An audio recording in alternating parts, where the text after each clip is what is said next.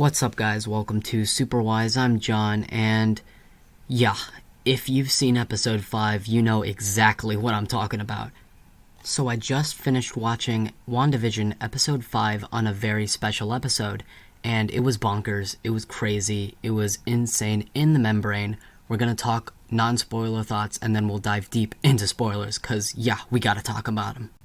So overall, I absolutely loved this episode. It was just crazy good. Paul Bettany and Elizabeth Olsen are great. They're really strong in this episode. They give fantastic performances. This episode really showcases their acting abilities, their emotion. They're really great in it. The story is thoroughly engaging, especially with that ending, which we'll talk about in the spoiler section. But I just love the style and tone of this episode. It's really serious, and it has this mysterious, creepy sort of vibe, and I'm digging it, and it's great. But yeah, that's really all I have to say about episode 5, and I'm keeping it extremely vague for a reason, because this episode is chock full of spoilers, and it's hard to do a non-spoiler review without diving into those spoilers. So at this point, we're going to get into spoilers. If you have not seen episode 5, you're definitely gonna want to see it, especially for that ending. And once you've watched it, you can come back here and we'll talk about the spoilers. Alright, let's get to it. Okay, first, can we talk about how Wanda broke into S.W.O.R.D. and literally stole Vision's dead corpse? That's kinda crazy and dark. When we last saw Wanda in Endgame, she was by the river with Hawkeye, and she seemed chill. She was like, yeah, I miss Vision, but he knows we won. I wonder what would provoke her to steal Vision's dead corpse and bring him back to life. It'll be interesting to see how the show explains it. And wow, when Wanda realizes S.W.O.R.D. is watching her, and she enters the real world and starts being evil and manipulating the minds of the soldiers, that was just great. She is very intimidating, and she's clearly being set up as a villain, maybe for Doctor Strange in the Multiverse of Madness. And if she is, I got no problem with that because she's a really good villain. The show is humanizing her, we know her motivations, and the show is also showing us her evil side. And this was a great scene when Vision is realizing that Wanda is controlling all of these people using mind manipulation, and she's not telling him the truth. Man, things got heated. Wanda and Vision were ready to throw down. I just thought it was a great, intense scene. And damn it, I knew it was coming, but it still surprised the hell out of me. Evan Peters is officially back as Quicksilver. How freaking cool is that, guys?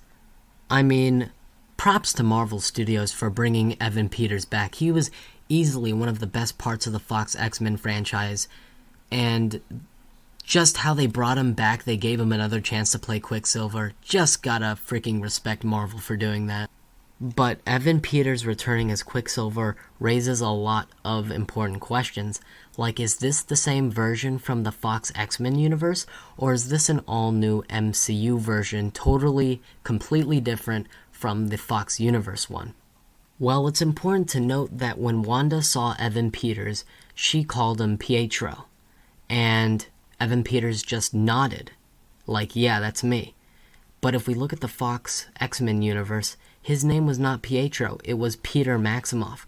So, him being Pietro implies that this is a different Quicksilver from the Fox Universe one. He's not the Fox Universe one. That's what the Pietro name implies, but easily it could be retconned with Evan Peters saying, yeah, my real name's Pietro, but that was a dumb name, so I changed it to Peter. Easily, if Marvel chooses to make him the Fox X-Men one.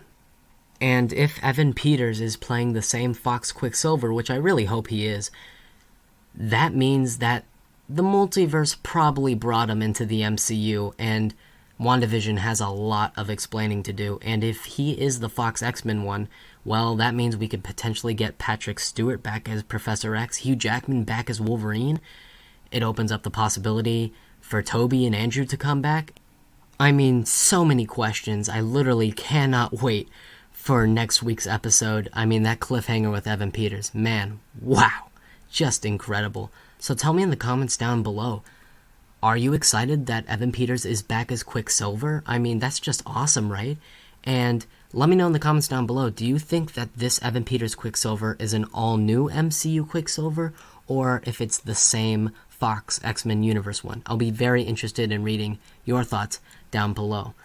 Please remember to like, share, comment, and subscribe. I'm almost to 200 subs, so if you can get there soon, that would be absolutely incredible. Thank you to everyone who's subbed so far. I greatly appreciate it, and if you haven't subbed already, I'd love to have you in my awesome Superwise family. You'd be supporting the channel, and it would be greatly appreciated. So, thanks for watching. That will be all for me. Subscribe, and remember my catchphrase, guys. Stay Superwise.